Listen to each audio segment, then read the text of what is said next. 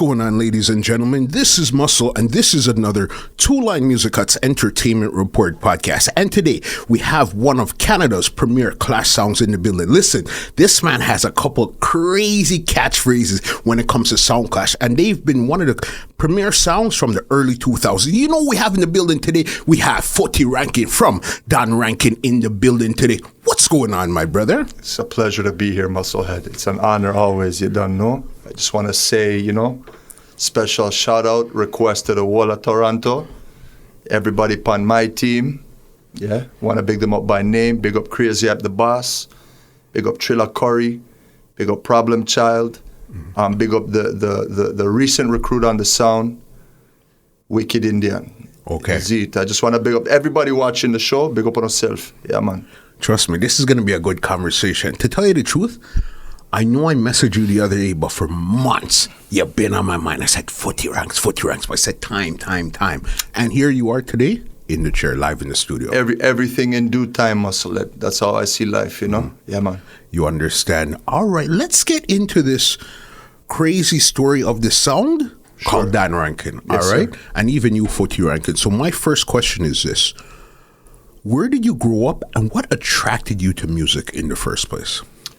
I want to try and recollect all the facts in sequence here, because I've always wanted to kind of give an exclusive about my experience and how it all kind of spawned. Mm-hmm.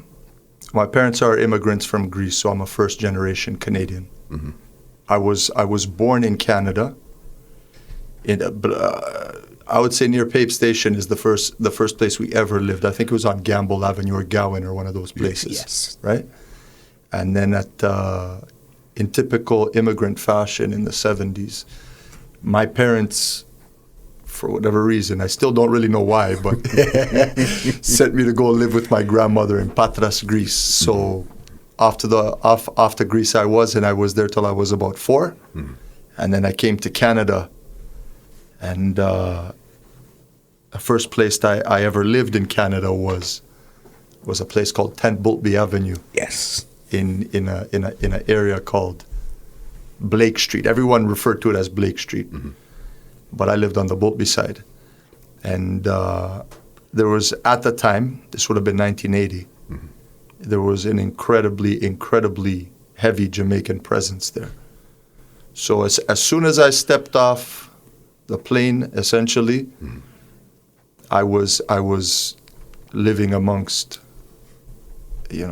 Jamaicans, yeah, from the very beginning, And that's where you actually say the music caught you, because again, you were hearing it, but you didn't decide you wanted to play or to get involved with it anyhow at this time. Are you just soaking it in? No, at this point, I was a kid, right? So I would have been like 4 or 5 years old, but right away, from the very beginning, I noticed, okay, in my neighborhood where I grew up, in Blake Street, there was...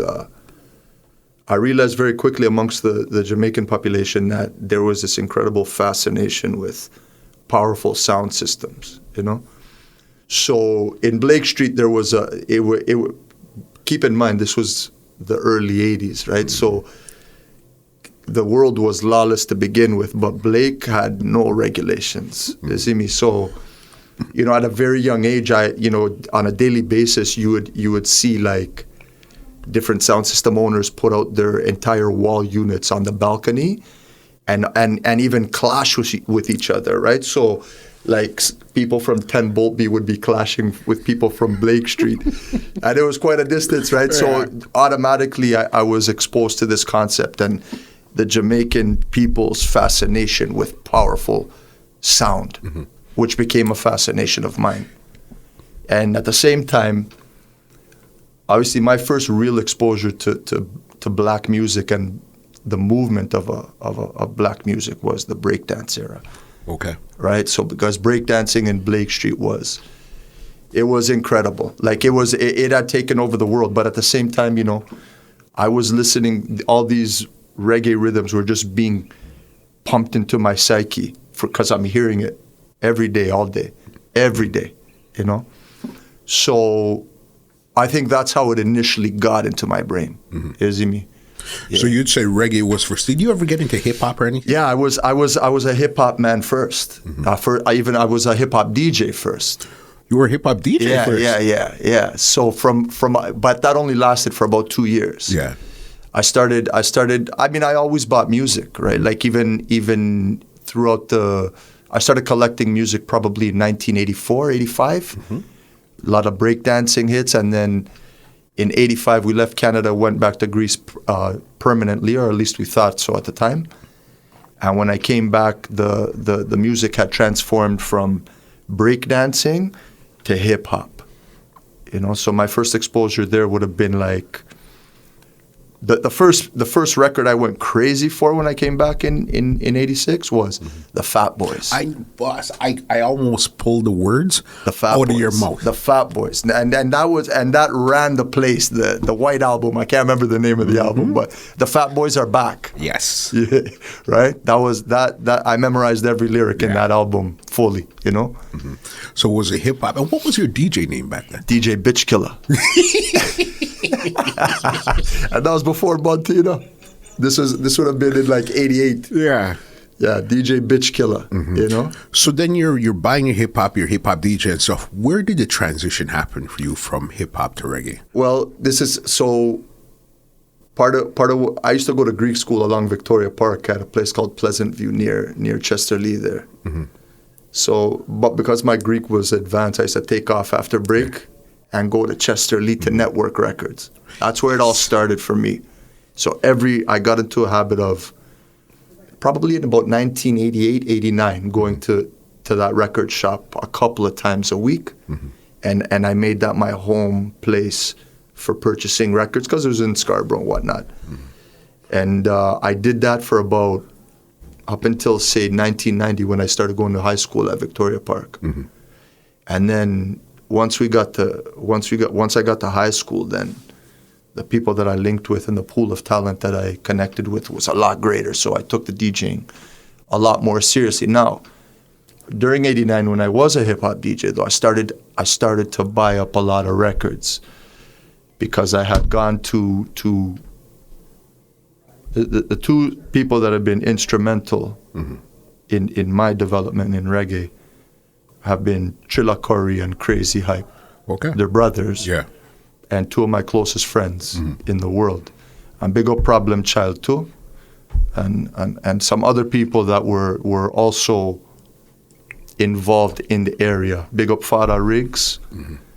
There was a movement out of that side, And while I was buying hip hop, I was buying up the reggae. But one night I remember specifically, I think it was during Christmas, I went to Crazy Hype on Trilla Curry's yard, and they had the black realistic mixer, and they had 2 home turntables and a bag of LPs, right? Them time that I was buying hip hop, so I was familiar with some of it, but he had like 6 or 7 Shabba Ranks LPs, and I'm like, what is this Shabba stuff, man, And compilations. So I'm trying to wrap my mind around why there's 10 artists on one rhythm, So it wasn't just about understanding the music. It was about understanding the culture and the music. So, we're chilling. I went in there. I'm looking at all these things. I'm asking questions. There's, the people that grew me or I grew around were very politically incorrect at the time too, right? So I'm in there and I'm like, what's this? They're like, oh, I know about that white boy, right? And then, then the dad would come along and be like, white boy, I know about Shabba Rank, white boy. So I was like, you know what? I'm gonna prove to these guys that I know I'm gonna know this stuff, So that's a big part of how it all started for me, For sure. No, that's crazy there. And you saying that, it's like I went back in time 30 years and seeing that. It's like I was a fly on the wall watching them speak to you like that because that's how everybody was. That's how it was. And it was, I've morphed into the new world and I'm adjusting to the new world and whatnot, but things weren't always the way they are now. Like we grew up in a little more rough and tumble environment, and there was very little, room for sensitivity. You understand. At that time, what I'm saying? And things, and in terms of racial relations and all that stuff too, things weren't always very politically correct either on both sides. You know, so it wasn't like, you know, we could get into this in the next little while, but you know, it wasn't, hey, come on in and play, you know, like it wasn't like that. It wasn't like that at all. You understand, but that's why we grow to appreciate the things that we appreciate now, and know that a lot of times when people might say something, that's not exactly what they mean. No. That's just how we're they just are. morphing with the times, right? Sometimes back in the day it was overt. Now often it can be covert. Yeah, you know. You understand. Yeah. All right. So Shabba was some of the first dance hall DJs that you started to see back then. So from the day that I'm talking about, when I went to the Curry's Them house and got into this whole like exposure of these LPs and seeing it in its raw form and all that, Curry also had a drawer full of cassettes, right? So he after we started talking about Shabba, he's like, well, you know about Inner City Boy and we know about Silverhawk. And I'm like, yo, what's this guy talking about, man? So then, you know, after berating me for a little while, he let me take a few cassettes. And I went home and I just listened to these cassettes over and over and over. And I went back the next day and I was like, take these 3, I want like 6 more. And within a month now, I had wrapped my mind around what's going on. That's what I was going to ask you. So you understood immediately what you were hearing. Immediately. I'm like, once I understood the concept, I'm like, but wait. Yeah. So you can actually get Shabba saying you're the greatest in the world? Yeah. I'm like, yo, I want dub plates today. Today. Yeah. You know? And that's where it basically, the bug bit you in your mind. You said, oh, I understand. It bit my face right off. Bro. Yeah. Bit my face right off. And I was like, I want to do this forever. Yeah. Okay, so then at this time here, you had now switched from hip-hop to now reggae, or you were about to make that transition? I went from, right shortly after what I'm talking about, which would have been probably mid-89, I started to purchase only reggae. Yeah. Yeah. Started buying, I ventured over to the 45 aisle, you know? Hip-hop was over on this side, 45 was across the way over here. But the problem with network was every time I'd catch a little speed, like in terms of getting a good little collection going, they would get robbed. Every second week, they would get robbed. And the brother's name was Ricky and Mary. And I think they were either relatives or the parents of Dr. J, if I'm not mistaken. Okay. Yeah, because I used to see Dr. J in there every couple of days, right? And they were Trini and whatnot. But I remember, and I felt so bad for him, every second Saturday, Ricky would be there saying, sorry, Don, that Manano record. Because Chesterly people would rob him all the time. And I was just like, okay. And then somebody put a word in my ear and said, yo, what are you wasting your time over there, bro? You need to go to Record Factory. This is where the real game starts. The real game starts at Record Factory, you know, because then shortly I started going there like on a Tuesday, then I'd go back on Thursday, and I'd be like, where's the real, like, okay, yes, when are the records coming? So I started to get to understand what's going on. So boom, now, get to understand that all the shipment comes in Saturday morning. And if you get there by 11, you're getting the best record. So I was there every Saturday by 11, before most people. And Bunny would be like, yo, I'm not going to give you this, you know, but don't make the people them know, you know, because they would kill me, you know. And so I would get the good records, and I'd get them for a good price. And yeah, that's when it totally, I was transformed. That's when you're transformed. Yeah. And did you change your DJ name at this time here now? We underwent a few name changes.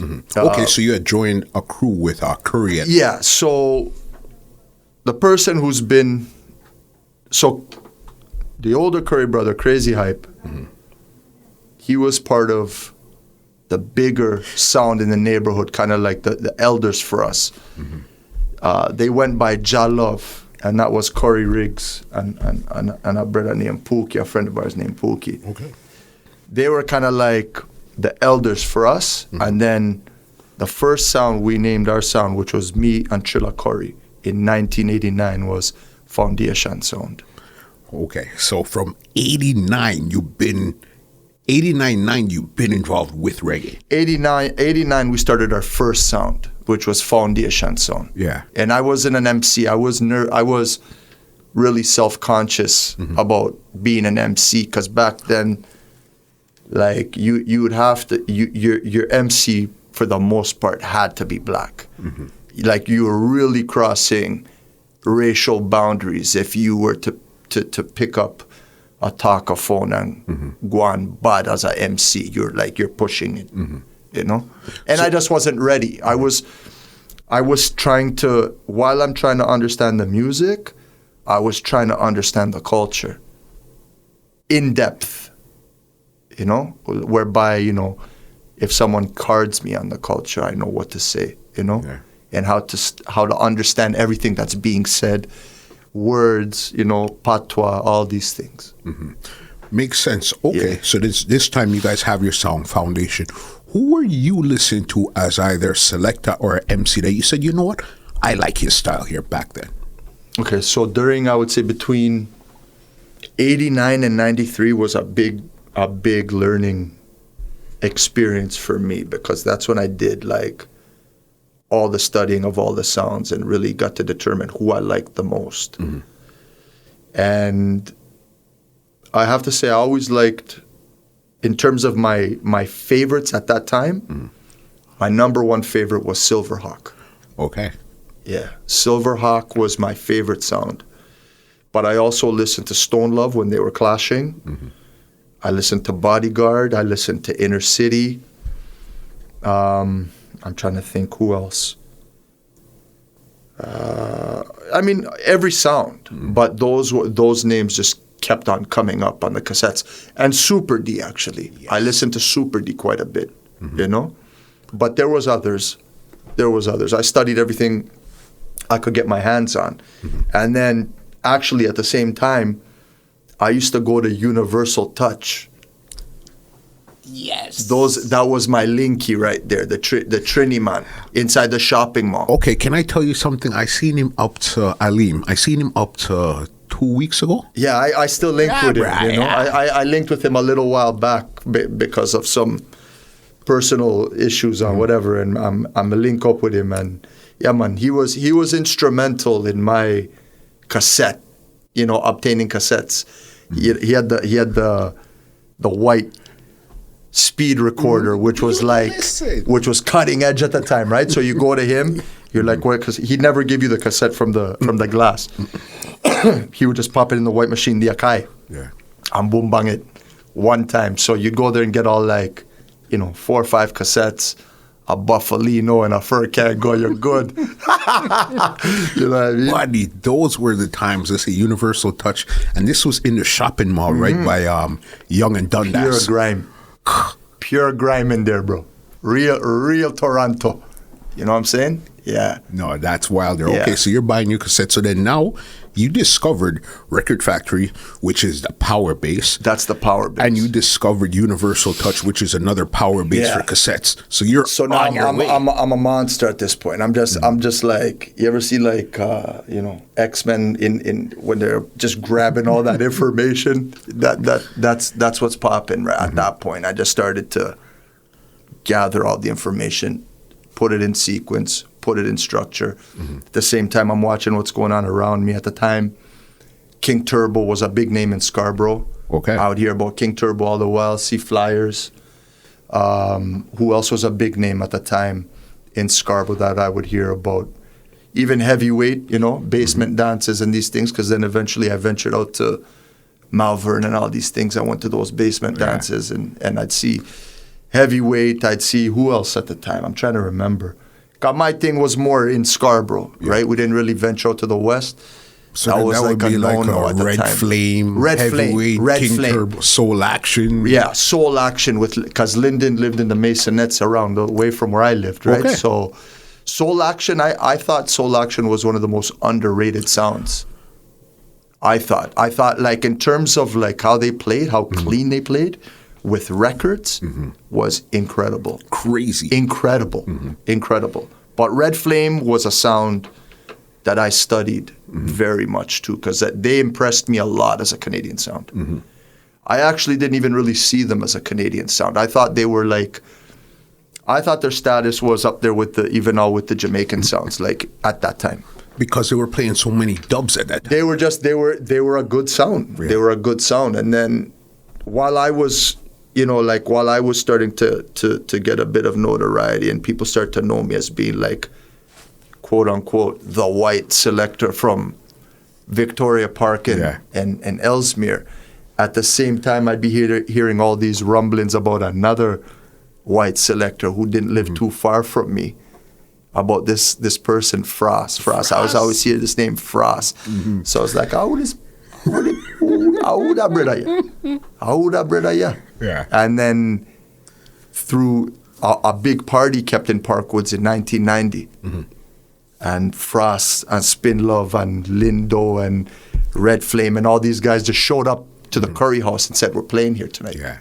and then the dance became even bigger, and it was one of these things where there's like 400 people outside and 60 in the basement, and I'm like that would never happen in my house. Crazy. Okay, and this is still. But that was one of the first times where I actually like linked up with Frost, and from back then. Yeah, 1990.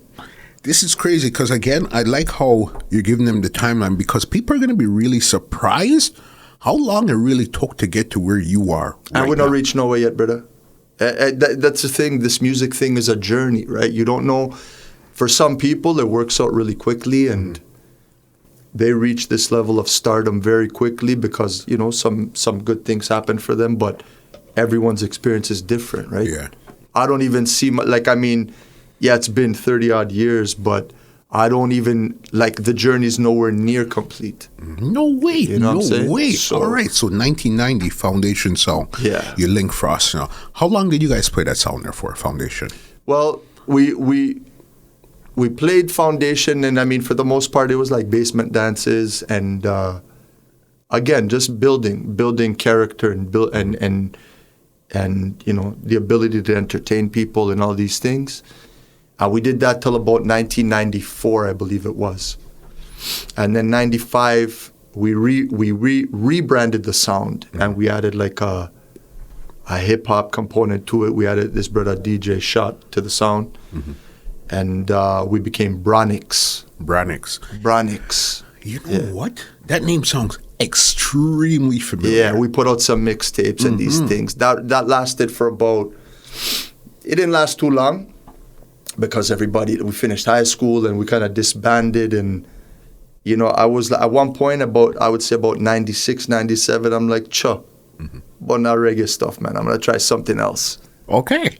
I don't know. It was like I was like, yeah, man, I'll outgrow this, or may I try outgrow this, And I took a little break, and them time the club scene popped up in Toronto, and I just did the girls in the club thing in for a few years, Yeah.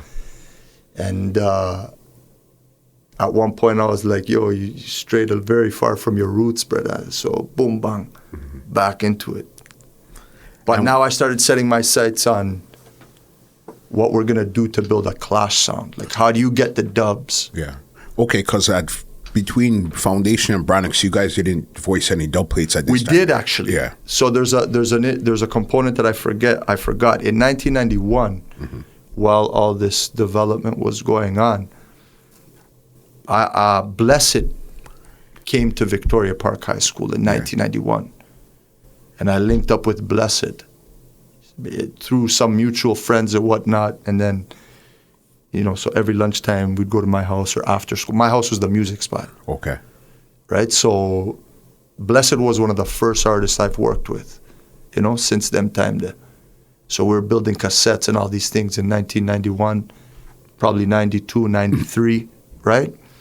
And so that was Blessed was one of the first sort of people that gave me an idea of how the sound man, interacts with the artist and the role of the selector in terms of mixing down artists. And that sort of stuff too. So I got familiar with the artist component of sound business as From well. back there with Busted. All right, so Yeah. then now you went through, you guys had your second sound rebranding and stuff.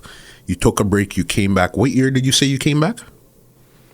Probably like 98, 97, 98. about 2 years off, like where I didn't do nothing. Like Yeah.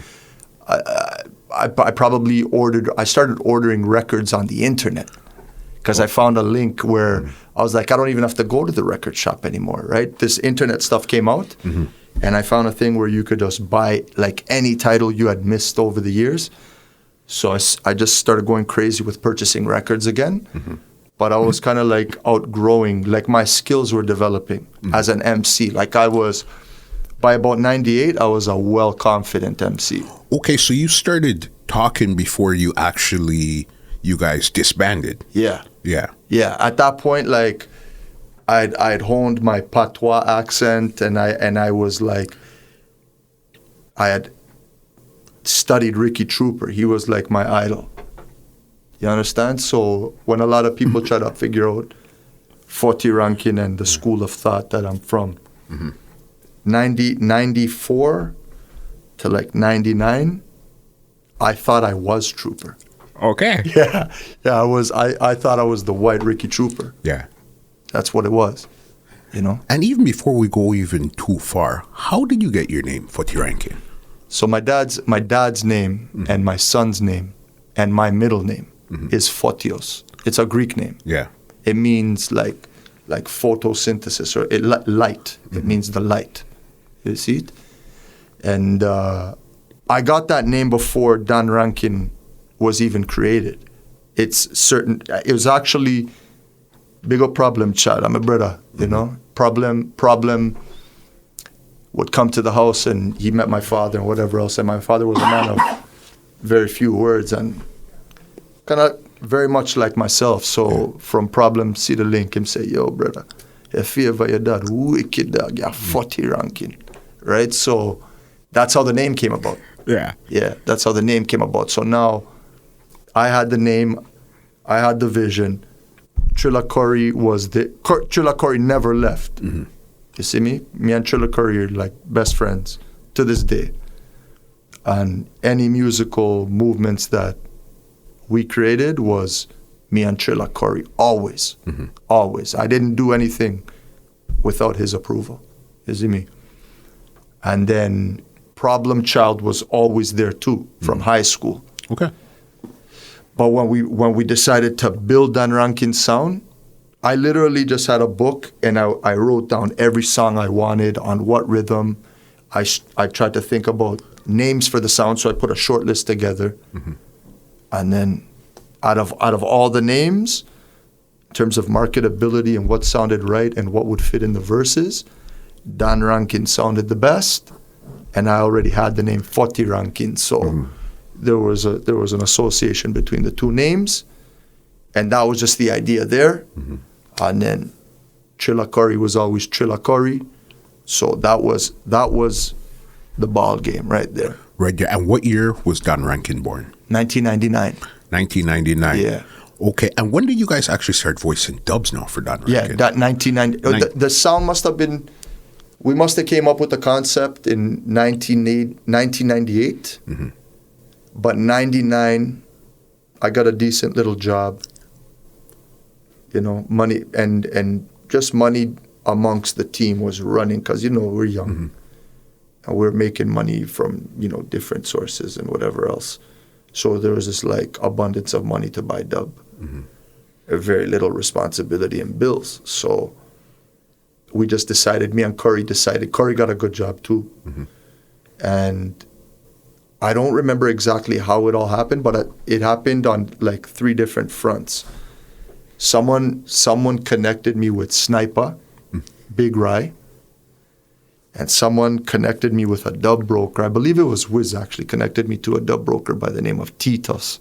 Yes, that would be the link there. Yeah, Titos. He put me onto Titos.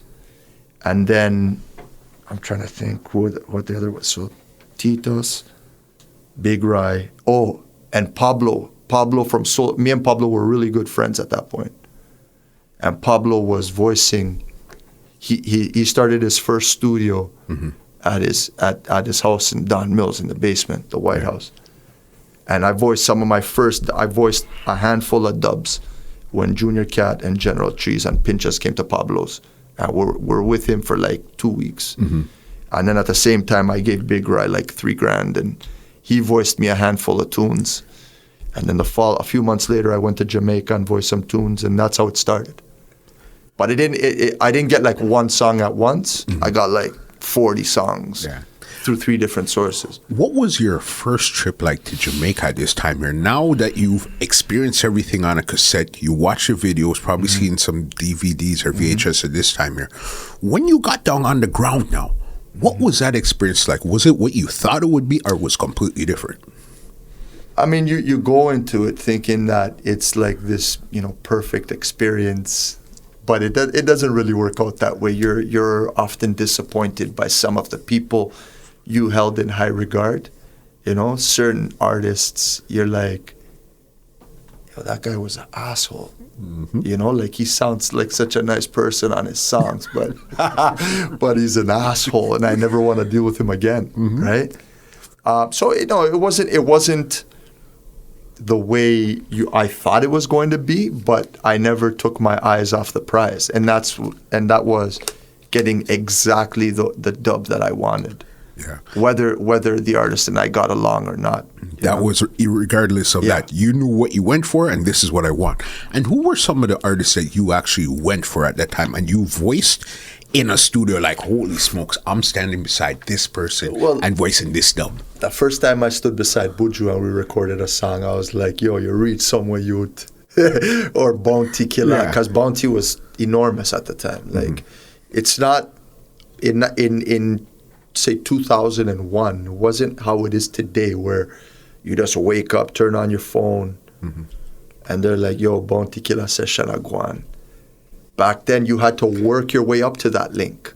Or someone said, yo, if you had the money, and you'd say, yo, what go on with Bounty Killer linky?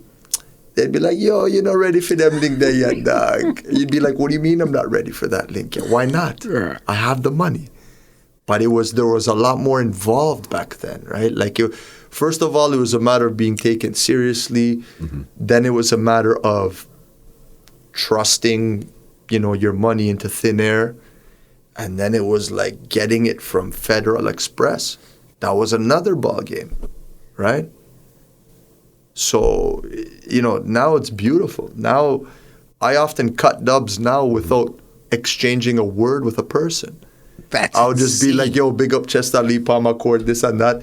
Here are the sound names. Make sure it comes back the way I want it. And then you put it to rest. You wait a couple of days, and then boom, you just look in your email, and there's what you asked for. Crazy. But it wasn't like that back then, ever, at all. And who would you say would have been your artist that you wanted to say, okay, this is the artist I want to represent, Don Rankin sound? I'll be honest with you, I might say something that may shock some people right now, but after doing this for as long as I've been doing it, I never try to say, okay, boy, all right, so-and-so, I'm my artist. I never say that anymore. Simply because it'll either fade with time, or interests will change, or if a man just found a bag of money, then he may not necessarily be your artist anymore. So I don't do that, and I try to spread the songs across the board per se. But personally, I have some artists that are my favorites. Okay, you see what I'm saying? But to me, I think Idoni is a great artist. I've always been a big fan of Capleton. I think Junior Gong is phenomenal. Chronix is an artist that I like to listen to. And as far as singers go, I would say like Barrington Levy is a singer that I can listen to for hours. Yeah. You see, like, for example, like I like Barris. I understand why his songs are exclusive and whatever else, but I'm not a man who wants to watch Barris for 2 hours. But I can listen to Barrington for 2 hours. And that's fair enough. It's like, at least you can make up your own. Yeah, That's it's what just it a is, your matter own of mind. preference. It's not because I disrespected this person. No, This no. is just what I prefer. They're great, right? But as you start to form personal favorites, right? Like as to why, and All right, good. You guys went to Jamaica. You cut some dubs up here, the Junior Cat and all that with Frost and all that. That Yeah. time there. So now, when was the first time that you guys actually went into a clash now? So what we did was, once we really caught steam with the sound thing, I reconnected with Blessed again in 2000. And Blessed was like, yo,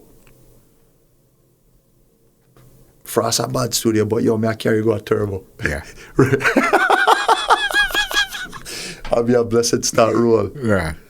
And he carried me over. And I knew eventually me and Turbo them would link up like that at some point, because it had only been coincidental that our paths hadn't crossed sooner.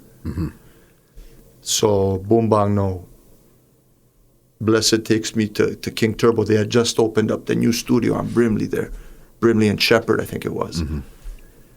And they just opened it up. Literally, the drywall was still fresh. And those were our prime cutting years, like 2000 to 2005. Like, the budget was unlimited, brother. And Ricky can, or Andrew can tell you, like, Dan Rankin lived in King Turbo studio. Like, if an artist was there, we were there, voicing multiple dubs. You know what I'm saying? But at the same time, the way we went about it was, we didn't want nobody to know about us. So we voiced in King Turbos and outside of King Turbos for about 5 years, and amassed a big collection of dub plates. Without clashing or playing anywhere this time? Nowhere. Like, we didn't even, I didn't want, like, we approached it like it was like a total secret mission. Yeah. Because we knew that when we were going to launch our thing, we wanted the element of surprise. And how do you keep something so big, such a secret? Because obviously, if I come to the studio 3, 4, 5, hey buddy, who are you? Yeah, no, people saw us. Yeah. And people put 3 and 3 together. Right? So by about 2004 now, because I'm in zone 1, I'm preing everything. I'm watching at the time, White Boy are going with a thing, Lexa Supreme are going with a thing, Polyphamous are going with a thing, Klepto, Desert Storm, all these sounds. So I'm preing everything, and I'm cutting accordingly, right? But people got to know, so there's a sound.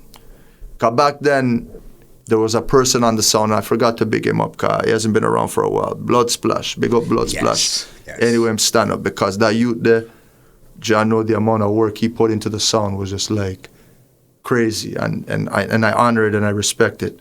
But he's no longer a part of the sound for various reasons, and I'm gonna leave it at that. But he went. That brother there put his life on the line to get us certain songs. I'll put it that way, you know. And so people start to talk and say, "Yo, you have 2 white brother from Scarborough, you know, they're going crazy with the tune thing right now." And word started to circulate, but it was only, excuse me, it was like late 04, 05 when we had, accomplished the majority of the mission. People started to put the intelligence together, you know? And then they would start to ask Turbo, they would start to ask Andrew, like, "Yo, who them brother, yeah? Why not tell we about them? We had to try keep secret." And they pulled them up for, keeping our business a secret, right? So then, 05 now, we said we're ready, because we got the things that we wanted. We got the bounties, we got the bujus, we got the, because we were cutting a lot of foundation. Our mentality at the time was, you have to cut foundation first. You have to. And once you're bored of cutting foundation, then you get to Capleton, Buju, Cobra, Movado Cartel, all these guys were coming up at the time. So we got a lot of those artists, and we just felt we were ready, And so the launching pad for us was at the time Ron Nelson. I run the place. Ron, big up Ron, because Ron gave us our first opportunity. Is it? But I was like, at the time when we were trying to figure out where and how to launch, we're like, okay, fully loaded, you know? And that's where it all started. I'd clashed a few little small clashes in the neighborhood and stuff like that. But, you know, it was like part 45s, a few local dubs, that kind of thing.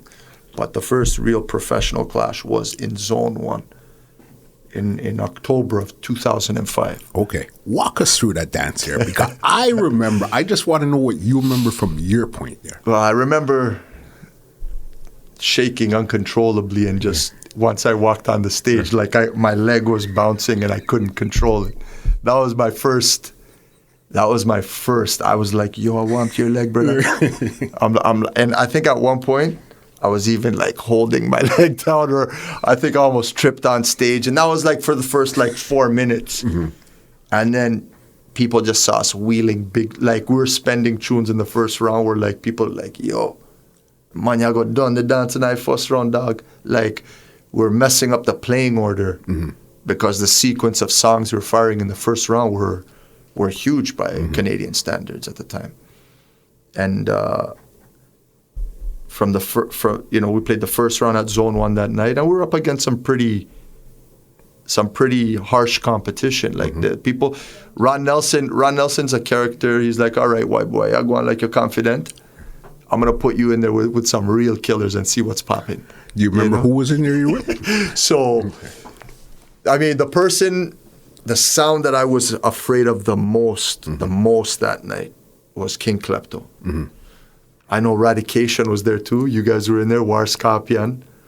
I was trying to remember the lineup on the way here, you know, and I couldn't remember fully. I remember you guys. I remember Polly. I remember who else was in there. Total Eclipse was in there. Was Mystic in that one? Mystic was in there. Yeah, Mystic. The dance basically boiled down to Mystic, Dan Rankin, King Klepto, and Radication. That's what it boiled down to. Yeah. And, you know, big up Paulie General. I respect Paulie to the max. But yeah, I won that night. We won. Dan Rankin won. Okay. Don't move too fast, because if I remember good, this was you and Polly, I think, got into it this time here, and this was where the Gucci print. Yeah. There were some memorable moments over there. So my game plan at the time was to attack Polly because I feared him the most, and I was like, I cannot let this guy get in front of the dance. And find that comfort zone where he starts cussing you in that harsh Jamaican lingo. I couldn't let that happen. So I attacked him first. And I think it was at the beginning of the second round, I made this big speech because he had slapped White Boy. So I made this big speech where I said, hey boy, you feel like you can box bad white man. And I said something to the effect of, hey boy, may I give you some kick in your face with a Gucci boot? I'll give you some Gucci print, right? Legendary. And the place lift up, brother, because I was Gucci'd out and whatever else. And as I said that, I played what later became, which was one of the biggest forwards in Zone 1 history. I played Who You Calling White Boy, right? And done the place. Like literally the roof came off of Zone 1, brother. Like it was like after that, I felt like I'd been injected with heroin. I was like, yo, this is amazing, right? Like it was a forward that I think like lasted like 5 minutes. Yes. Right? And it was just, and then I knew at that point I had gotten under Polly's skin, you know, after that. And it was just like, back then it was different, right? Like a big section of Zone 1 was the Klepto thugs them, and then this side of Zone 1, a Dan Rankin thugs them, and you're moving in big, 50, 60 people circles and these types of things, right? So But everyone was cool, but it was like this intensity in the room, and you know, and then people took us seriously after that second round, and then the momentum just kept going. Third round and fourth round was even worse. You know, I would just walk with the trophy, no tune for tune. Was that the one Chin was hosting? No. Chin was the following year in 06. So in 05 though, when we won, the night we won was week 2, which then took us to the finals the following week. So we won against the sounds that I mentioned previously, and then that was, I mean, we enjoyed that for 24 hours, and then we were like, okay, now we're going up against Super Fresh, Black Reaction. I don't know, maybe I think Rebel Tone was in it. I'm not sure. I can't remember. These were the like big the super heavyweights in Canada, and I think Paisan Dot was the year next year, but it was just the who's who was in night 3. The who's who of the Canadian sounds was in night 3, and you know, we got some dubs, we got some customs, we got some whatever, and then it was off to the next week to go clash Black Reaction, Super Fresh, studio mix, just the heavyweights, and it was we placed third. Okay. We placed third in night 3 against all those heavyweights. So I was, you know, I was quite proud of the sound, and I felt we could have did a little bit better. But at the same time, people wanted to slow us down a little bit because they were. I think part of it was the fact that we kind of bamboozled the sound system fans and, you know, like fraternity by keeping entirely quiet, and then just ending up in night 3. So they're like, yo, somebody slow this white guy down. You know what I mean? Especially after roughing up Polly in his house. In his house, yeah. Because zone one was Polly's yard, like literally Polly's yard. Yeah, right? so they said, Yeah, so that week that they had to really like put us under a microscope, it was a big thing. I was getting calls. People were threatening me, telling me don't show up, all kinds of stuff like that. Yeah, like people would call me and they'd be like, don't hang up. They'd be like, yo, pussy, but I show up, you know. Right, and I'd be like, yeah, okay, bye. Right, but it was just this madness, right? Like, where because of how quickly everything came to the forefront, right? It was just literally a week between the first time we performed and then going to the finals of Fully Loaded. So it was very interesting. It was great. Yeah, we had a blast, you know. All right, so then that was Fully Loaded. The second night, you guys placed first. You guys won. First. And then the week after with the big dogs, now you guys came third. Third. Okay, cool. Yeah, but that's Black Reaction won, and then Studio Mix, and then Dan Rankin. Yeah, that's still amazing. I remember, you're just popping out of nowhere. That was our second dance of all time, right? Like, that was the second dance we ever performed in. And I was like, it was a learning, like, aside from the fact that I'm trying to kill sounds, like, it was just that was really my real first time of really trying to, you know, navigate the controls, and we're playing turntables at the time too.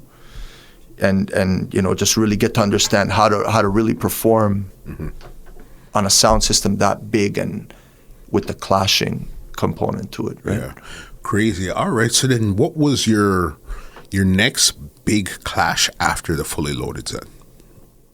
I think we were, if I'm not mistaken, we just took like time off and built dubs again. Yeah. And we didn't compete until the next Fully Loaded in 2006. Okay. All right. So then that's the one that Chin was hosting. Oh, and actually, you know what? We were in some other Ron Nelson promotions, which was like, I believe it was... Statement?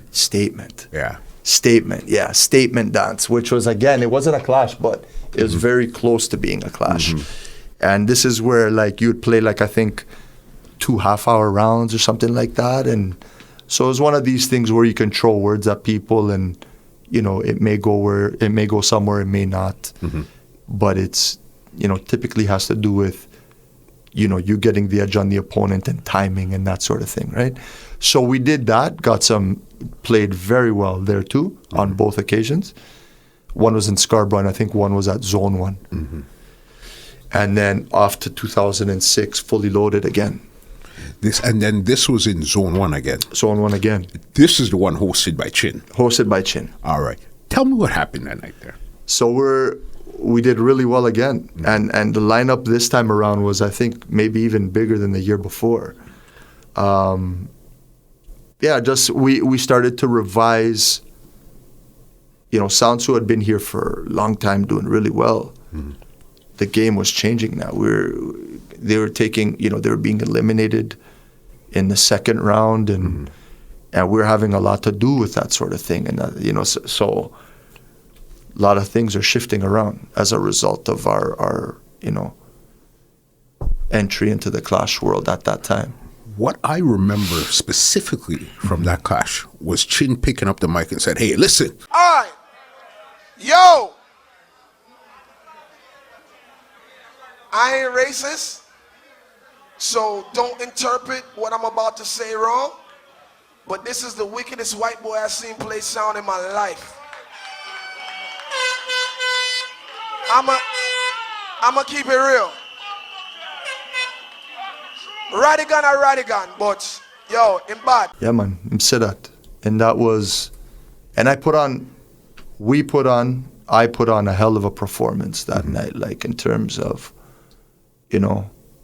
emceeing and showing off clash skills, because what I think I brought to the table at that time that had never really been seen in Canada before was sort of, quote unquote, the fearless white boy, It had never really been seen like that before, where I wasn't afraid to speak my mind. I wasn't afraid to say the harshest of things to my opponent. So, they couldn't really box me in with the traditional, stay in a white boy Leon mentality. You weren't trying to come and pass him up the thing. No. You know what I mean? It's like, there was no friendship to the thing.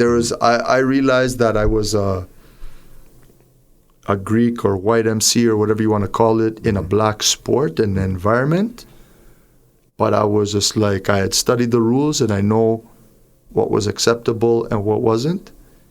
And I was going to try and go for that title, as they say, hell or high water, And that's when another catchphrase, "Them I go suffer." Yeah, that was my thing back then, right? Because it was all about, like, I was always very aggressive with my emceeing style, right? But yeah, that one there connect, that one there, people wanted to hear me say that all that, and when I would see it, I'd see people like fall to the ground, and they're like, "Oh!" And they just wanted to hear me say, "Yo, y'all suffer," right? And that was one of my coined phrases at the time, No, that was big. When you heard that was big. And how did you guys do in that Fully Loaded there now?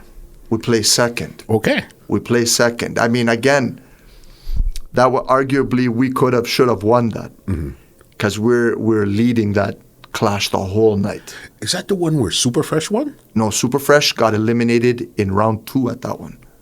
Yeah, they got eliminated first elimination. I went after them right from the jump, and they got them out early because they were a threat, right? I'm like, anyhow you let these guys get the tune for tune, our worries. My mentality at the time was not tune for tune, right? Because some of these older sounds, like you could star the dance up, but then when you get the tune for tune with these guys, you get all a 6 love, brother, And I was like, yo, no, the man you're not getting a tune for tune, right? So I did everything in my power strategically to get Super Fresh out, and they were gone in the second round. Poison Dart was in that with Tarantula. Yeah. That's big. Poison Dart was in that one with Tarantula. And the dance boiled down to Don Rankin, Rootsman, Poison Dart, and maybe Junior D.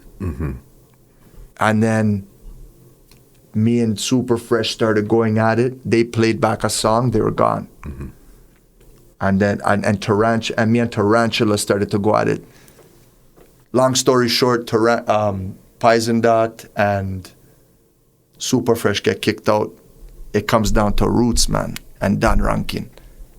And it was just an advantageous situation for them. They had about, I remember Tuna Fly Like Rain that night, because there's pure heavyweights on there, right? So we both ended up in the 4th round, if I'm not mistaken. And then they had some leftover songs, some customs for me. And although we played better than them throughout the whole night, they ran with a 4th and 1. And they got first place and me get second place, you know.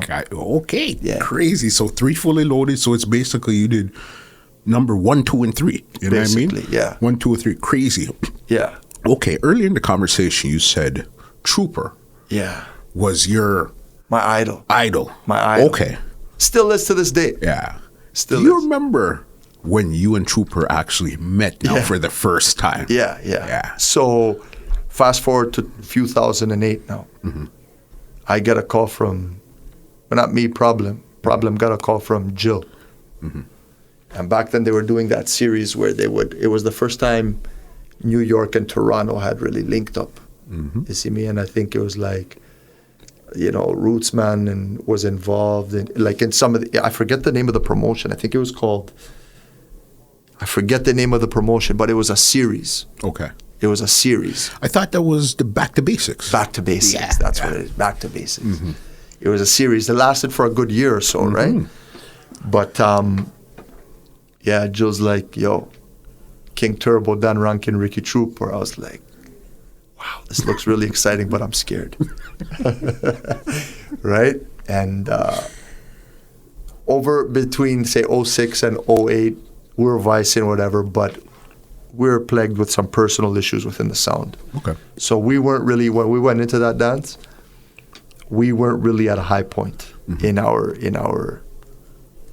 sound. So, but I took the dance. I'm like, in my mind, I was like, you know, I don't know when I'd ever get a chance to clash Trooper again. This is like my dream. But something in the back of my mind was like, you're not ready for Trooper, you know? Anyways, I went in there. We clashed. I didn't get locked off. I didn't go home. Nothing. I was right there, right to the end. But I take some bucks from Trooper, you know? But in my mind, I was like, I went home happy. I was like, if anyone's going to give you bucks, it's going to be Trooper. And I was like, I'd rather learn from the best. And I learned a lot that night. You just, and part of it too for me when I clashed Trooper was I was starstruck. It really was. And I've seen it happen to a lot of people who clash Trooper. Yeah.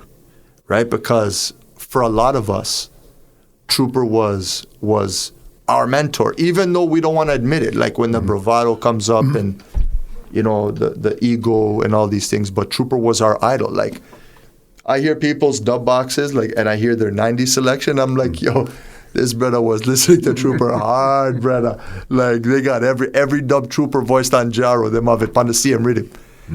So a big part of it for me when I clashed Trooper was I was starstruck and had a hard time even imagining I'm clashing the great Ricky Trooper. Yeah. Because if I remember good, that night Trooper didn't ease up. He came to, I think it was... He came for me for the most part. Yeah. He left Turbo alone. He saw I guess I personally think he saw like this fighting spirit in me, where he was like, yeah, I wanted to like a white brother, yeah. I'll step on him neck, right? But he saw something that just like the styles clicked, you know, and him just tech set on me. You know, he forgot about Ricky. It was just like Trooper tech set on 40 ranking. I was like, I saw it go sometime, you know. And that was that was probably your first experience of actually meeting your idol. Yeah. Where this is somebody that I thought it was him for like 5-6 years, and now I have to actually face him. Yeah, man. It was just like there was times where I was just like, okay, I'd keep my focus, and I'd be like, we have to kill him. But then you just hear him talk, and you'd be mesmerized and be like, yo, he might beat me up, you know. You know, and it's just like, it is what it is, you know. It's a learning experience. Yeah. And King Turbo is in it too. This is the same But this time, Turbo was going through the problems at this time. They were going through problems. That was the Ricky side. And to be honest with you, I didn't notice this up until the other day. But Nikos Famous was selecting for Ricky at the time. You know what? You're right, because how I even remember the dance, I'm going to be 100%. I seen somebody post that video a couple days ago. Yeah, it all started to resurface. Them beat me in one of the WhatsApp groups. Yeah. And it was a joy for them to see me getting beat up by Ricky Chupa. So everyone put it on their Instagram. They're like, yeah, man, watch a white boy watch him get beat up. No. Watch Ricky Chupa beat up the white boy. Crazy. So it was great. But I've learned how to laugh. You know, I've learned how to laugh at myself.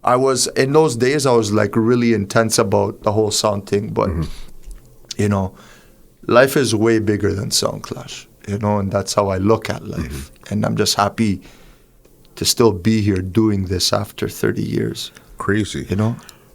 Give me 3 of your most memorable clashes that you guys won. That we won. Well, I'd have to say the one with Paulie would have been very memorable for me. One clash that I thought was a clash that we played very well in. We didn't win, but we lost 3-2 in tune for tune simply because, like, I think the cops rolled into Hickory House and they were just like, yo, we're locking this down, and they just packaged it up and said I lost. But I felt as though we won. Was Outcast, Innocent, and Dan Rankin at Hickory House. Was a very memorable clash for me as well. What happened in that clash?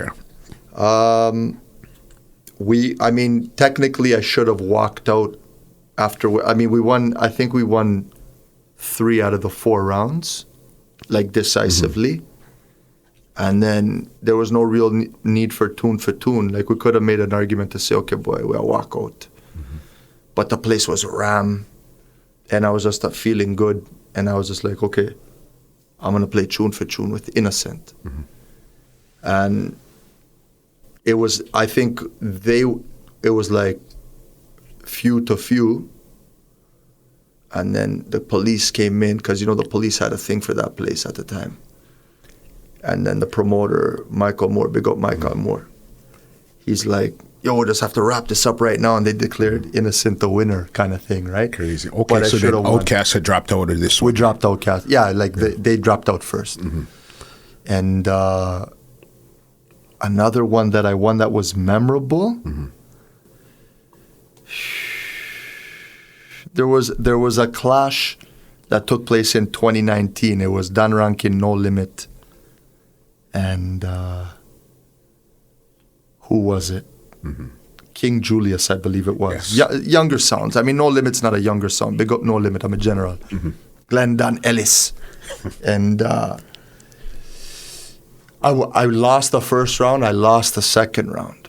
But that was the first time for me whereby, the things I learned from Panta and some of these greats, whereby I was like, okay, I'm going to take control of this. I'm going to play like dead and then re-emerge, And then in the third round, I did the maths. I'm like, okay, if him win third round, they can ball lock off or whatever. So boom, bang, come in now and win the third round or the fourth. I can't remember what it was. The last round, force the thing into tune for tune. So losing all the dance and then win the last round. So then now I start to make an argument to the crowd. Yo, this have to go tune for tune. I want to them boy there. Yo, yeah, idiot. Me win third round. I have to go tune for tune. And then realized that I had the power to convince an audience. And did that. Got to tune for tune. And then just erased the boy Glendon in a tune for tune. Yo, Glendon, say I truth me attack, brother. Just end Glendon career in a tune for tune. Rub out. Yeah. And then from there, it was just like, we won, I think, 3 more trophies that year in 1999. Yeah, we were doing some things. We won one in St. Catharines. We won another one I clashed No Limit and King Aggression in September of 2019. This was before the COVID stuff came in, right? And that one there, I really enjoyed that clash as well, you know? And but it just gave me a different view of myself in terms of being able to influence the crowd a certain way, you know? Makes sense. Has Don Rankin ever left Canada to go clash yet? We clashed in Brooklyn once. Okay. Yeah, we clashed in Brooklyn once. The result wasn't very favorable, but it was kind of set up in such a way that we weren't gonna win. Yeah. Right. Like we were clashing Black Magic and Yared, I believe it was, and that was in the '90s section of Brooklyn, and literally, like, the venues here and Black Magic live here. You know what I'm saying? Like, you're not, and it was a small event. Like, I thought we were going there to clash in a bigger venue where, you know, we might be able to collect some neutral votes, but it was a package deal, you know. Right. But I saw the thing go. That's it. Okay, give me 3 clashes that you lost that you think you really deserve to lose these clashes here because you weren't on your A game at this time here. For sure. There was a clash between, I mean, we had a bit of a rivalry going with Stepa Chais at one point too, right? Big up the whole Stepa Chais family. I respect that sound, you know. Big up Mr. Venom, big up Lomba, the whole team, Itchy One. But I clashed them, Vertex, and Black Magic. That was in 2012. And we went tune for tune with Stepa Chais. And we went up 5-1. And we needed to get to 6. And they ended up winning. I generally thought we should have won that. But to get to your question, in 2015, we clashed against Love People, I believe it was. Yeah. And with Gary Famous and Stepa Chais. And that dance there, we took a beating. Yeah? Stepa Chais then put a beating power. I'm not go around it. Yeah? And Rumble was another dance. We were in the first Rumble in 2016. That's what I wanted to get into. And that is another dance that I don't think we performed well at all. And but it has, see, what a lot of people don't know about the sound system thing is that it has a lot to do with how your personal life is. For sure. At any given time. You see? So in 2016, I was a new father. My kids were I had twins. They were 1 year old. It was like pulling someone out of retirement and asking them to clash. You know, it was like I wasn't in the sound meds. And we tried to put, you know, a few tunes together or whatever and go to the big stage. And, you know, as far as the elements are concerned, that dance there was for Turbo. History was already in the making. That dance was for Turbo. So, you know, I don't think I stood a chance simply because, you know, fate had been written. You see it? And, but again, those 2 dances, I just felt I didn't do very well at all, you know? No, I see that. I'd say when you guys don't do good, what I find is it's usually a disconnect between you and Curry. For sure. You know what I mean? Where it's just, you can't get it together. Yeah. You know what I mean? Yeah. There's been aspects of that. But you see, the thing is that Curry, as of late, Curry's been on his A game. That's how we won those clashes in 2019. But I'm from another era, right? And my mentality is that, you see, if I don't play good or Curry don't play good on a given night, you not left your friend on the battlefield, dog. No matter what. Nowadays, most sounds are like quick to say, yo, if you bench that boy there or put in the sub or whatever the case. No go so. Curry's been a soldier since day one, and Curry will always remain a top soldier. Plain and simple. Just like that, for real, 100%. Because you see, the thing I like with you, Photi, is you're a realist. You understand, okay, this is working, this isn't working. Yeah, we did good here, we didn't do good here. This is the problem this night. That's what I like, and you actually verbalize it also. Yeah, I mean, I just feel as though, like, there's a lot of power in spoken word, as the Rastaman them say. Words, powers, and song, you know. When you're on trial for murder, it's words that are going to get you off, you know. So there's a lot of power in words, you know. So I do, and that's another thing that I've incorporated into my style now that I think is paying off incredibly, right? So when I first forward onto the scene, it was about having the real fascination was like, okay, white boy can't chat patois good, right? Now it's not about that. Now life has changed. You know, the badman element thing is out, and most of the people that you're playing for are working class people that want to hear working class. They don't want to hear you say, yo, you go rise the SLR and boss off a man. You know what I mean? They want to hear something that correlates to their life. And with maturity and with, as you say, you know, accepting reality and whatever else, I've morphed into that style. I've morphed with the times.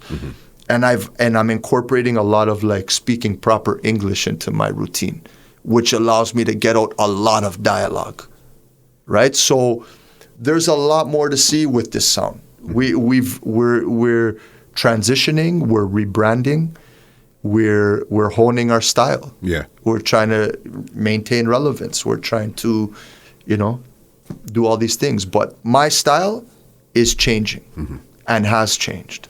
Definitely. You know what? It's actually good to see that you can evolve. You have to. With the times. You have to. Yeah. Because between 2005 to 2021, it's like we're living in two different universes, brother. You know what I'm saying? So unless you morph, like, if you do a wrong thing these days, they'll put you on blast and shun you. That's how the world is set up. Cancel culture. Yeah, right? It's like, it wasn't like that before. Back in the days, you could do something, but it's not going to get, like, mega publicity like it will in certain circles or whatever. But now you do the wrong thing, and it's like, you know, the whole Me Too movement one time. Yeah. You know, so you got to learn how to morph with the times and political correctness and all these things, you know, to a degree. 'Cause I'm not really a politically correct guy. Yeah. I just find that this business is untamable. That's what made me, that's what attracted me to the Sound Clash business, is that I did the math and I'm like, yo, this business is untamable, right? And you know, I've seen people try to package it as a business concept and try to structure it like, okay, show starts, you know, right at 10 and first round ends at 10:30, but it's untamable. It can't be tamed. That's why it has never really entered the mainstream fully, right? It's hard to tame this business. It's a different beast. It's a wild beast, brother. Right now, 2021, all right? As soon as we get out of this lockdown, Canadian-wise, who is the laser pointed at? Who are you saying, that's who needs to dead? Well, I'll be honest with you. I have to go through the list again, but I would say in terms of Canada. And then we'll go international. Yeah, I think X-Loaded has to die. Like a boy, Crazy Bones, in no manners, he must be dead, right? Climax is a sound that I would like to clash as well. A lot of people want to see me clash Soul Survival, but I'm trying to go around that one. They come here, my friend, you see, Pablo Big Up. But that one's been talked about. Be honest with you, even, you know, Parliament General, but I wouldn't mind clashing Klepto again. Is it Rebel Tone? You know, these are all the sounds that I would like to clash. But I and the sound, we're like this too. we'll give anybody a chance. And often it isn't even about money or nothing, because if I say I'm a big sound, right, and a sound where that's just, coming into the game, said him want clash me, how am I a big sound and I can't clash something that should be an easy test for me, right? Like I heard Ranger's interview yesterday. I'm big up Ranger and Rootsman and Dan Rankin are related, like there are family relations on that, between that sound. Kaisi Curry them and Davey Boy them, they're first cousins. Okay. Yeah, so there's like a familial thing. So like when they go back to, like they're always linking up in Clarendon and Moko and Beckford Crawl and these places, right? So there's a connection there. But I heard Ranger talking about, he'll only pick and choose whatever. My mentality is a little bit different. I'll clash anybody, small sound or big sound. But historically, I'd never seen anyone give me quote unquote the blight to say, okay, put him up against some smaller sounds, make him dominate. Like it's always against like the toughest competition, and I accept that, right? But so perhaps we haven't won all the clashes we're supposed to, but I'm willing to take on small sounds and big sounds, for the love of the game. That's your stance there. That's my stance. Where you would think, okay, give me 3 world sounds that has to dead. Okay. Well, first and foremost, my goal when the thing opens up, and this is my primary goal right now, our primary goal, I have to stop saying me. Our primary goal is when everything is officially opened up and there isn't, these corona issues to contend with, I want to clash in Jamaica. That's what I want. That's my primary focus. I think that I have something to offer the Jamaican audience that's going to be very marketable, and I think that a true measure of your worth is clashing in Jamaica. That's how I feel. Still in 2021? That still is where the goalpost is right now, you think? No, I mean, a lot of people will say New York, but not to me. Not to me. And I think the New Yorkers need to get that through their mind, because I hear them saying that daily. Oh, New York are the Mecca. No, man. New York has never been and will never be the Mecca. And I don't care who wants to get mad, right? Clashes keep their yes. But New York is just the offspring of Jamaicans. You understand? Jamaica is the Mecca, will always be the Mecca.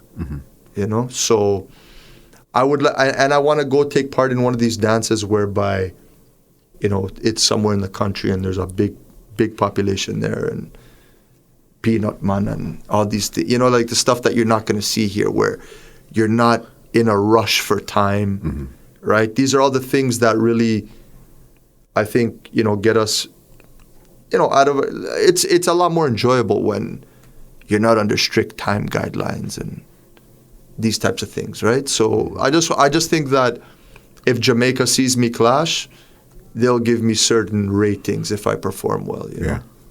So that's what I want to do. That's where you want to go. Yeah. Okay, song-wise, who needs to dead? The boy Jenks from Twin Tower, him off dead. Got me and him catch up in a little something, man. We were supposed to clash on Marcus Sky's platform, Wadi, and he agreed to it, I agreed to it. Because I chased him down on the internet. I said that he was a paper champ and that he was clashing some little baby sounds out going on like him bad. So I'm going to say, yo, you and Dan Rankin, 1-on-1, 1v1, brother. Yeah, your big sound, you garnet them, you de-brown them. Like we do it. And then finally he agreed, and then a couple days later he pulled out. So Infided, see it.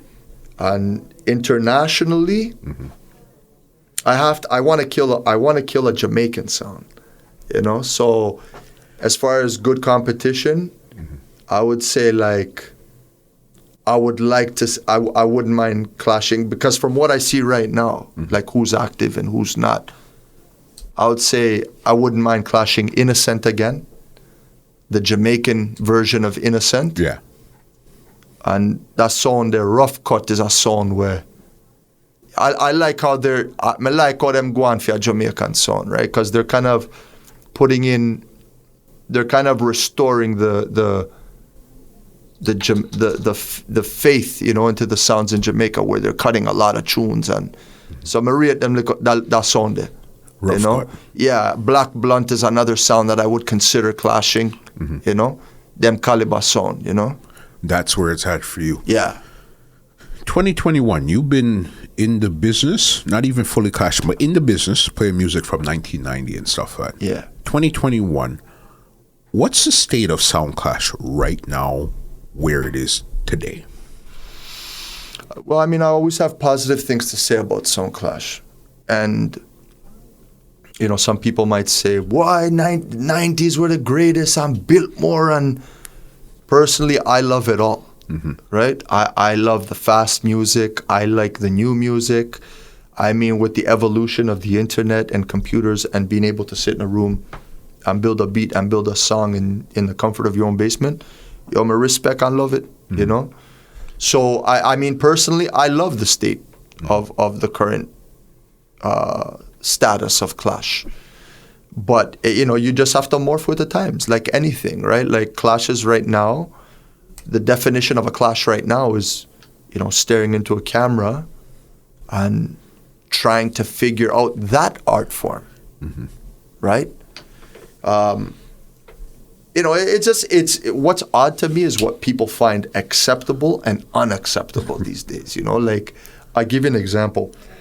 I had a clash on Juggle Ugly, and I was just, one thing about me, and I think a lot of the great selectors that come from Canada, is we're good actors.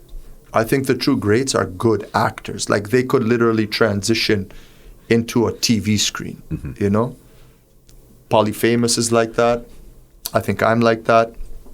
We have the ability to act. So with the rise of the internet and the rise of opinions, and perceptions.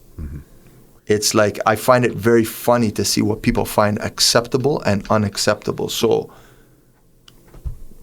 I did this thing where I beat the Pioneer controller. Like, I pretended as though I was punching it, right?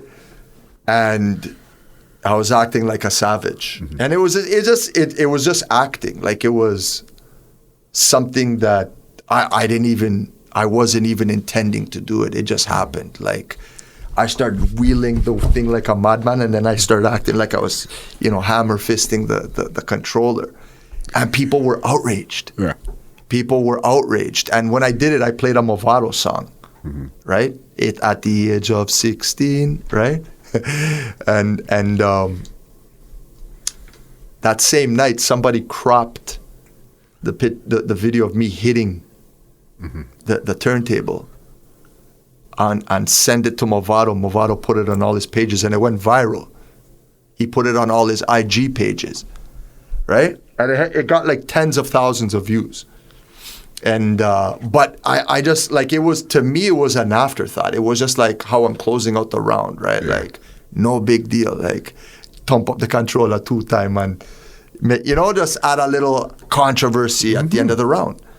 And it was like, people were just like beside themselves. They're like, oh my thump up poly controller. Yo, I'm sure I get a beating. And I was just like, yo, man, it's just acting, yo. It's just like, but it's crazy in this time to see what is acceptable and what is unacceptable compared to. Remember, at one time, there would be like 10 people running up to the turntables to wheel it up and all that stuff. Like, I remember one time in Zone 1, Crazy Hype jumped on a live turntable, brother, when the record was spinning. And Zone 1 management had to fly over and be like, yo, if you talk, you have to talk to that brother there in a dog. Like, Curry just got hype and just did a standing vertical jump onto the turntable. And I just heard Neagle go... The needle did like a 5 bounce. And at that time, that's like, even the dance has gone into overdrive now. Yeah. But we did that's how we party. That's how we get down, man. We're about, like, there's a component of the madness and, the violence we've been exposed to over the years, where we have some of that in us, where we like to do things at times that is like on the verge of unacceptable. Yeah. You know, I just saw with Party. Crazy. I didn't even realize that because I did see that clash. That was a clash with you and Green's connection. Yeah. I think Green's, they gave Green's that one there. Well, Greens. But it became controversial because after the fact, they found out that there was verifiably he had played several fake songs throughout the clash. So, and I went to tune for tune, and the live crashed and all these things. And I was just, but the people were trying to make me lose. Yeah. Because I had gone into the groups, and it's all part of the entertainment factor, right? As of late, like in the last, I used to be in one of these groups, Capture Land, and I'm just always saying controversial stuff because I like to walk the fine line, you know, because of this. Like I've seen the rise. When I started doing this, there was very few white people in the clash industry. Now everywhere you look are white people in the clash business. So part of it angers me a lot, you know, because when I was fighting for, in a sense, you know, in the reverse sense, this is the funny part, fighting for equality.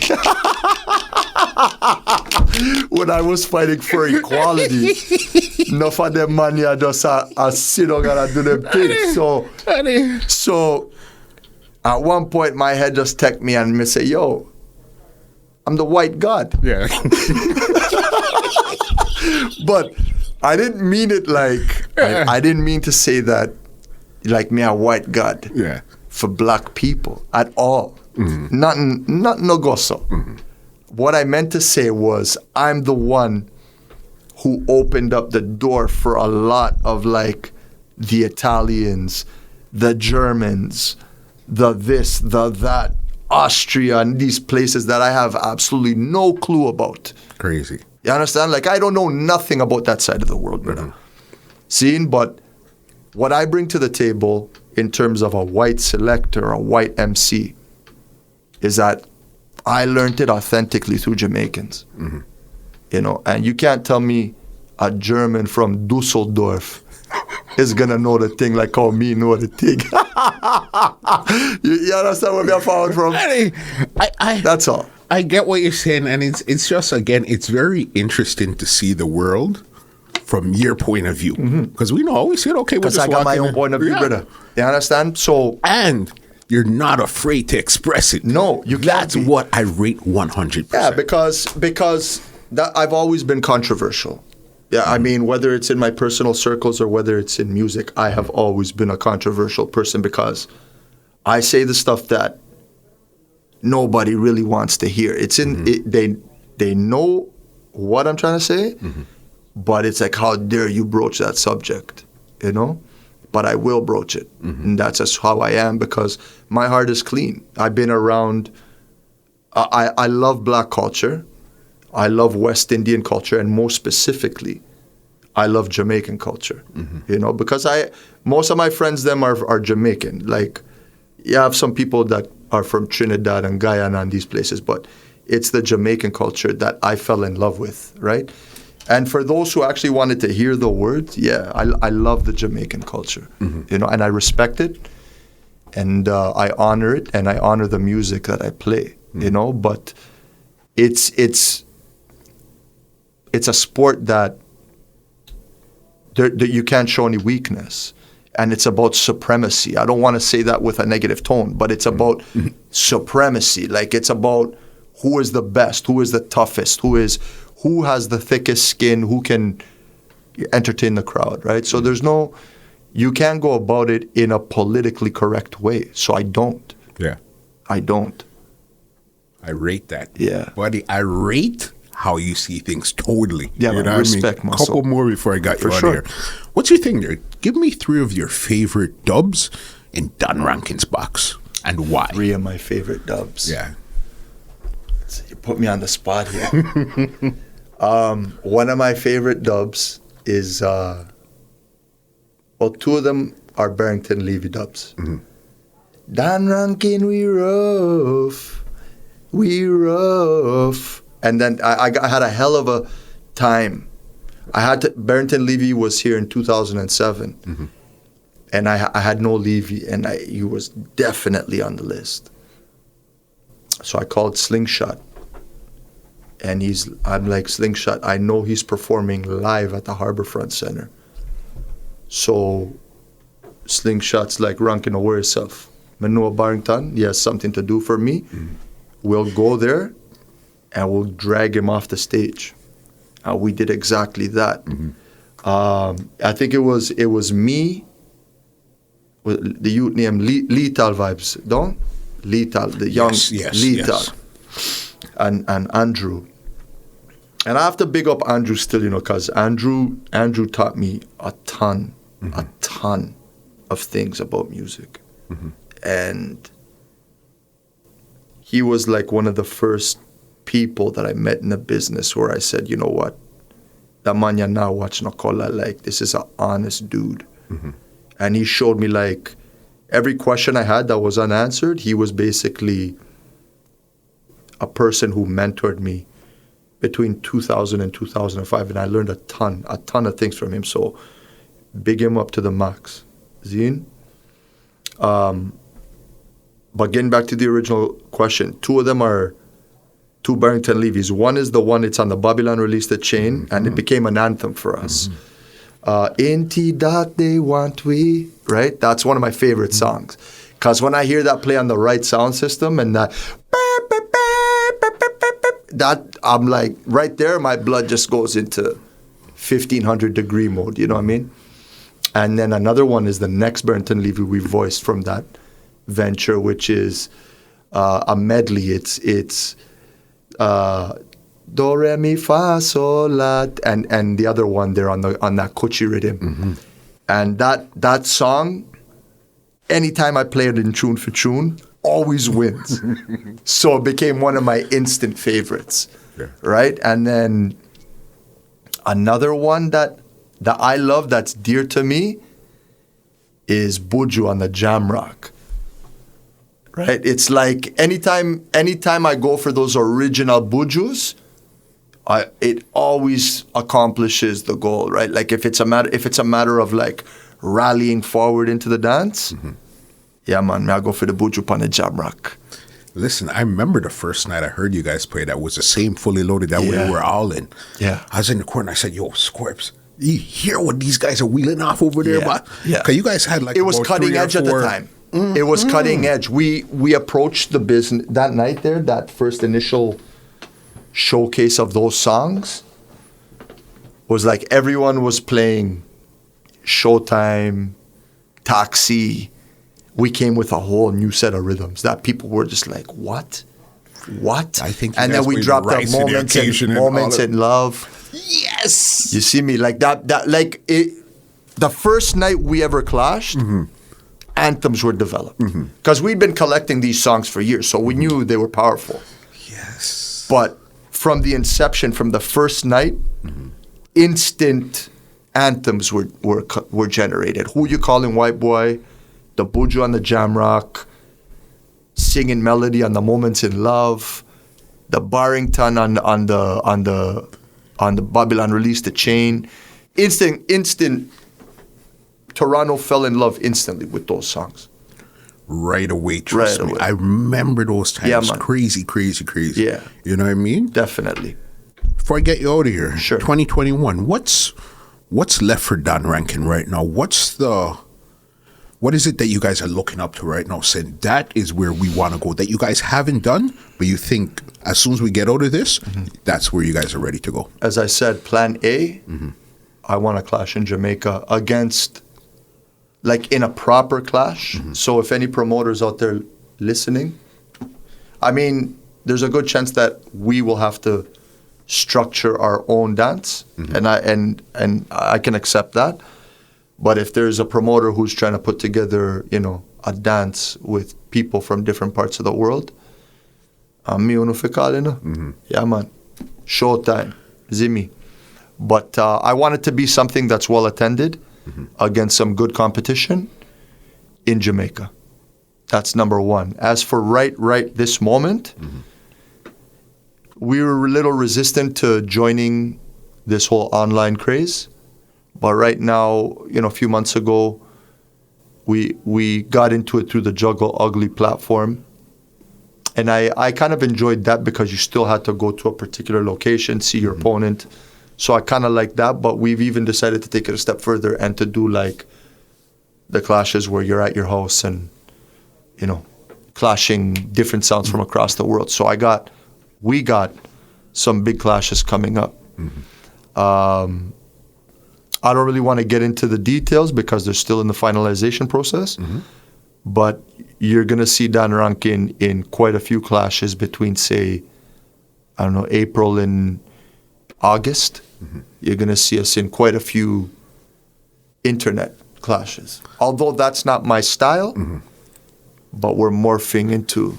You continue to upgrade and assimilate. Stay relevant. Stay relevant.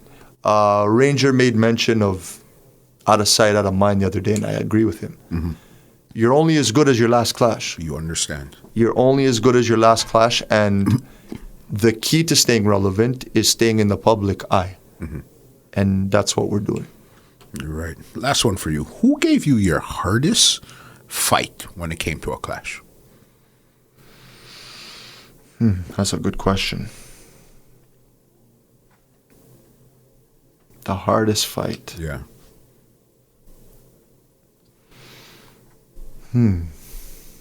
Just give me a second. I got to think about this one. I mean, certainly Trooper would have been one of those people. Let me try to think, brother. I'm going to have to come back. Like, to honest, there's been so many that... Yeah.